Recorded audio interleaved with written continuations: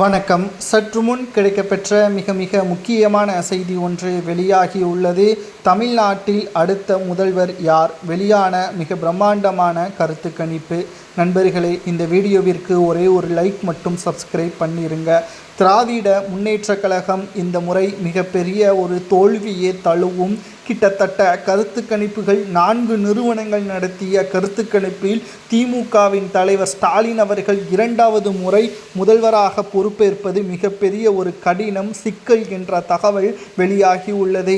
அதிமுக 40% வாக்குகளை பெற்று முதலிடத்தை பிடிக்கும் என்றும், அதே சமயம் திராவிட முன்னேற்ற கழகம் 37% வாக்குகளுடன் 2வது இடத்தை பிடிக்கும் என்றும், அதிமுகவிற்கு எதிராக திமுக 3% வித்தியாசத்தில் தோல்வியை தழுவும் என்றும் கூறப்படுகிறது. மேலும் தமிழக வெற்றி கழகம் தலைவர் விஜய் அவர்கள் 18% வாக்குகளை அறுவடை செய்வார் என்றும் 3 நிறுவனங்கள் கருத்து கணிப்புகளை வெளியிட்டுள்ளது. நாம் தமிழர் கட்சி 5% வாக்குகளை மட்டும்தான் பெறும். மேலும் 3% வித்தியாசத்தில் திமுக அதிமுக இருக்கிறது. மிகப்பெரிய தோல்வி என்று எப்படி கூறுகிறீர்கள் என்று கேட்கலாம்.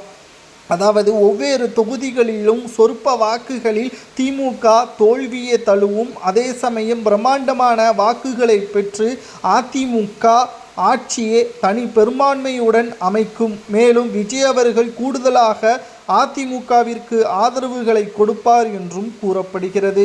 தமிழ்நாட்டில் அடுத்த முதல்வர் எடப்பாடி தான் என்பது சந்தேகமே கிடையாது, உறுதியாகிவிட்டது. ஆனாலும் தேர்தல் முடிந்த பிறகுதான் உண்மை நிலவரம் என்னவென்று தெரியும் என்றும் கள நிலவரங்கள் ஆய்வு அறிக்கை வெளியிட்ட 3 நிறுவனங்கள் தெரிவித்துள்ளனர். 40% வாக்குகளை பெற்று முதலிடத்தில் இருக்கக்கூடிய திமுக தோல்வியடைவதற்கு முக்கிய காரணம் மின்சார கட்டணத்தை மாதம் கொடுப்பதாக அறிவித்திருந்தார். ஆனால் அதை செயல்படுத்தவில்லை. 2வதாக சொத்து வரிகள் உயர்த்தப்படாது என்று கூறியிருந்தார். சொத்து வரிகள் உயர்த்தப்பட்டது. பால் விலை உயர்த்தப்படாது என்று வாக்குறுதி கொடுத்திருந்தார். பால் விலை உயர்த்தப்பட்டது. சொன்ன வாக்குறுதிகள் பல நிறைவேற்றப்படவில்லை. மாறுதலாக பல்வேறு பொருளாதார நெருக்கடியே தமிழ்நாட்டில் திமுகவின் அரசில் செயல்படுத்தப்பட்டது. மக்கள் திமுகவின் மீது கடுமையான கோபத்தில் இருக்கிறார்கள்.